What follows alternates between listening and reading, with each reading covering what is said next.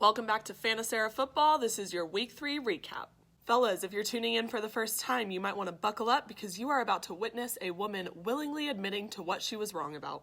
And I was wrong about a lot of shit this week. First things first, I don't know if we do a round of applause or a moment of silence or whatever, but the Cleveland Browns finally won a football game. The Cleveland Browns won one game and that city erupted.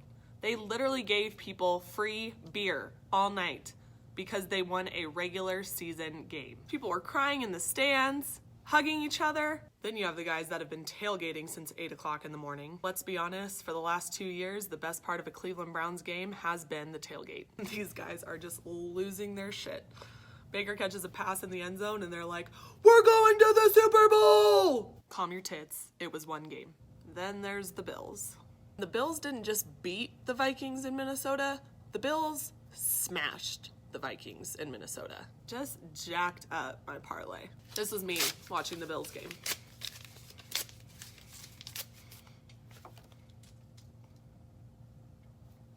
So if you took my advice and started Kirk Cousins in week 3, my bad. If it makes you feel any better, I did lose my parlay because I had the Vikings minus 16.5. Not only that, I tied in my fantasy league because I had Dan Bailey, who is now the kicker for the Minnesota Vikings, and guess how many points he had? Just many. Leave it to me to only need 1 point from a kicker who's playing the Bills, who's been in the league forever, to get 0 points and have me end up with an exact tie in my fantasy league. Who does that happen to? That would be me. But seriously, did they just hear me talking mad shit about them and they were like, you know what? We're gonna show out this week. That has to be it. One of my 25 subscribers has to be a source close to the Bills. Shout out to all 25 of my subscribers. Y'all are the best. The rest of you, go subscribe to my channel. Something else I was wrong about, every receiver I told you guys to start this week. Every single one. However, I was right about the 3 receivers that I told y'all to sit. And if you watched last week, I advised sitting Phillip Lindsay against the Ravens.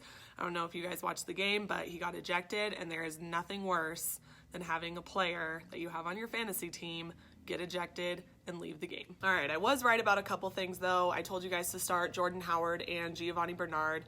Neither one of them rushed for over 100 yards, but they each had a touchdown. Also not football related, but I said that Tiger Woods would win the Tour Championship, and Tiger Woods won the Tour Championship. He's back. It's a lot of stuff to go down in 1 week, man. Bills smacked the Vikings in Minnesota. The Browns have a better record than the Patriots, and Tiger won a golf tournament. What year is it? All right, guys, there you have it. That is my Fantasera Football Week 3 recap. Tune in on Thursday. I'll be posting a new video with my Week 4 predictions. Hopefully Week 4 goes a little bit better than Week 3. I tied one of my fantasy leagues. I did win the other one, but my parlay was shit, and I had to get a tetanus shot. All right, so here's to hoping for a better Week 4. If you guys are enjoying my Fantasera Football videos, please like and share them on Facebook. Subscribe to my YouTube channel if you haven't yet, and please follow my Instagram page. It is Fantasera Football 2018. See you guys on Thursday.